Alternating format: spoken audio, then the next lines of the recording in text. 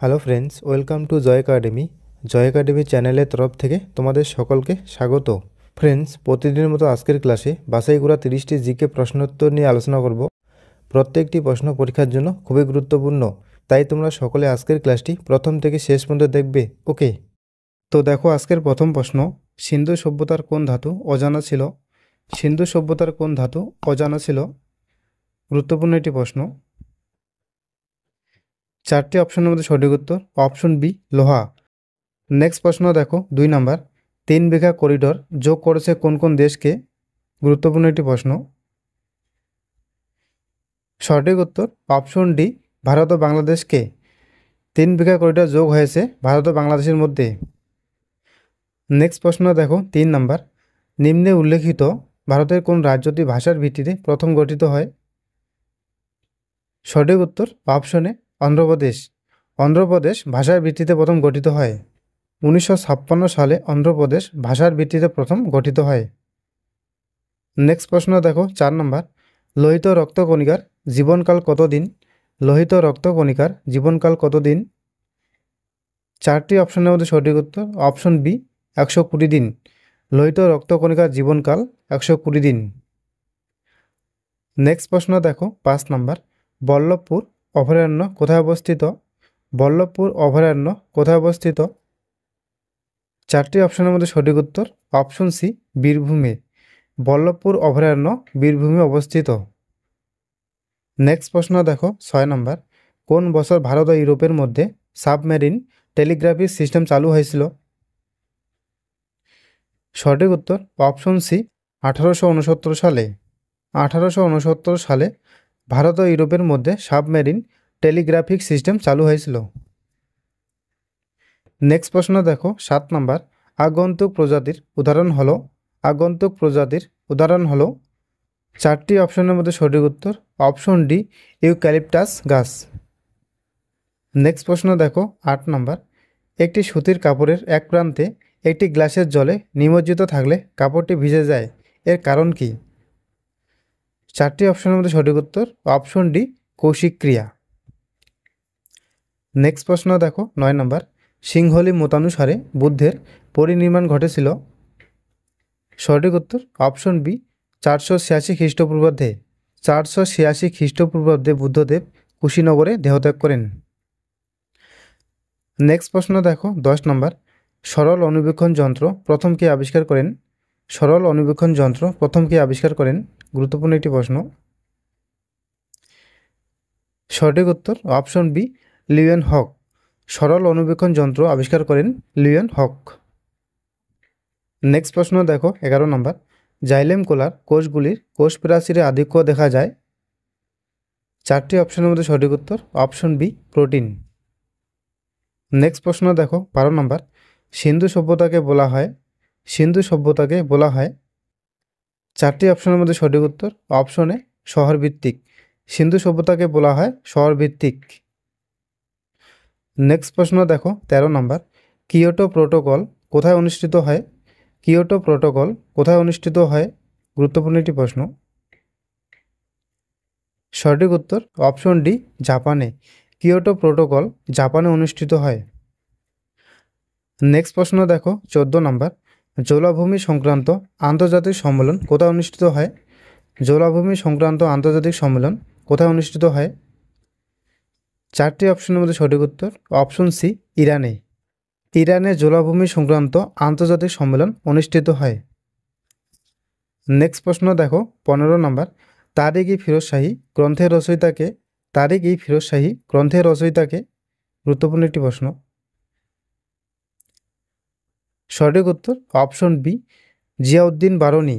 তারিক-ই-ফিরোজ শাহী গ্রন্থের রচয়িতা জিয়াউদ্দিন বারনী। নেক্সট প্রশ্ন দেখো 16 নম্বর, কংগ্রেস হলো বাস্তবে অস্ত্রহীন গৃহযুদ্ধ।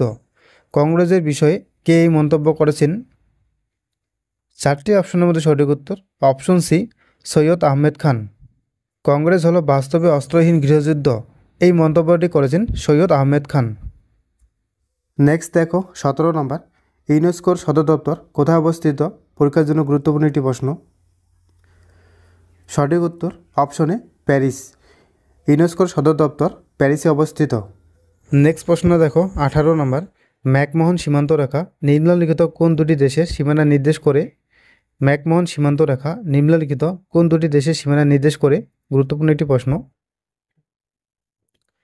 সঠিক উত্তর অপশন সি, ভারত ও চীনের। ম্যাকমোহন সীমান্ত রেখা ভারত ও চীনের সীমানা নির্দেশ করে। নেক্সট প্রশ্ন দেখো 19 নম্বর, পৃথিবীর বৃহত্তম ম্যানগ্রোভ অরণ্য অঞ্চল কোন রাজ্যে অবস্থিত? চারটি অপশনের মধ্যে সঠিক উত্তর অপশন সি, পশ্চিমবঙ্গে। পৃথিবীর বৃহত্তম ম্যানগ্রোভ অরণ্য অঞ্চল পশ্চিমবঙ্গে অবস্থিত। নেক্সট প্রশ্ন দেখো 20 নম্বর, ভাকরা নাঙ্গাল পরিকল্পনা কোন নদীর উপর তৈরি হয়েছিল? ভাকরা নাঙ্গাল পরিকল্পনা কোন নদীর উপর তৈরি হয়েছিল? সঠিক উত্তর অপশনে শতদ্রু নদীর উপর। নেক্সট প্রশ্ন দেখো 21 নম্বর, আইআরডিপি পুরো কথাটি কি? আইআরডিপি পুরো কথাটি কি? গুরুত্বপূর্ণ একটি প্রশ্ন। সঠিক উত্তর অপশনে integrated rural development program. Next প্রশ্ন দেখো 22 নম্বর, জালিয়ানওয়ালাবাগ হত্যাকাণ্ড কোন সালে হয়েছিল? জালিয়ানওয়ালাবাগ হত্যাকাণ্ড কোন সালে হয়েছিল? গুরুত্বপূর্ণ একটি প্রশ্ন। সঠিক উত্তর অপশন ডি, 1919 সালে। জালিয়ানওয়ালাবাগ হত্যাকাণ্ড হয়েছিল 1919 সালে 13 এপ্রিল পাঞ্জাবের অমৃতসরে। নেক্সট প্রশ্ন দেখো 23 নম্বর, নিচের কোনটিকে বাদামি কয়লা বলে? নিচের কোনটিকে বাদামি কয়লা বলে? গুরুত্বপূর্ণ একটি প্রশ্ন। চারটি অপশনের মধ্যে সঠিক উত্তর অপশন এ, লিগনাইটকে। বাদামি কয়লা বলে লিগনাইটকে। নেক্সট প্রশ্ন দেখো 24 নম্বর, সূর্য এবং পৃথিবীর মধ্যে সর্বাধিক দূরত্ব কবে হয়? সূর্য এবং পৃথিবীর মধ্যে সর্বাধিক দূরত্ব কবে হয়? গুরুত্বপূর্ণ একটি প্রশ্ন। সঠিক উত্তর অপশন সি, 4 জুলাই। সূর্য এবং পৃথিবীর মধ্যে সর্বাধিক দূরত্ব হয় 4 জুলাই। নেক্সট প্রশ্ন দেখো 25 নম্বর, মনসবদারি প্রথা কে প্রচলন করেছিলেন? মনসবদারি প্রথা কে প্রচলন করেছিলেন? চারটি অপশনের মধ্যে সঠিক উত্তর অপশন ডি, আকবর। মনসবদারি প্রথা আকবর প্রচলন করেছিলেন। এর পাশাপাশি মনে রাখবে আকবর 1570 সালে মনসবদারি প্রথা চালু করেন। মনসব কথার অর্থ হলো পদমর্যাদা। নেক্সট প্রশ্ন দেখো 26 নম্বর, অডোমিটার যন্ত্রের সাহায্যে কী পরিমাপ করা যায়? অডোমিটার যন্ত্রের সাহায্যে কী পরিমাপ করা যায়? সঠিক উত্তর অপশনে অতিক্রান্ত দূরত্ব। অডোমিটার যন্ত্রের সাহায্যে অতিক্রান্ত দূরত্ব পরিমাপ করা যায়। নেক্সট প্রশ্ন দেখো 27 নম্বর, কোন সালে নেতাজি সুভাষচন্দ্র বসু দেশ ত্যাগ করেছিলেন? গুরুত্বপূর্ণ একটি প্রশ্ন। চারটি অপশনের মধ্যে সঠিক উত্তর অপশন ডি, 1941 সালে। 1941 সালে সুভাষচন্দ্র বসু দেশ ত্যাগ করেছিলেন। নেক্সট প্রশ্ন দেখো 28 নম্বর, ভারতের জাতীয় পতাকা কবে গৃহীত হয়? ভারতের জাতীয় পতাকা কবে গৃহীত হয়? সঠিক উত্তর অপশনে 1947 সালে। 1947 সালে 22 জুলাই ভারতের জাতীয় পতাকা গৃহীত হয়।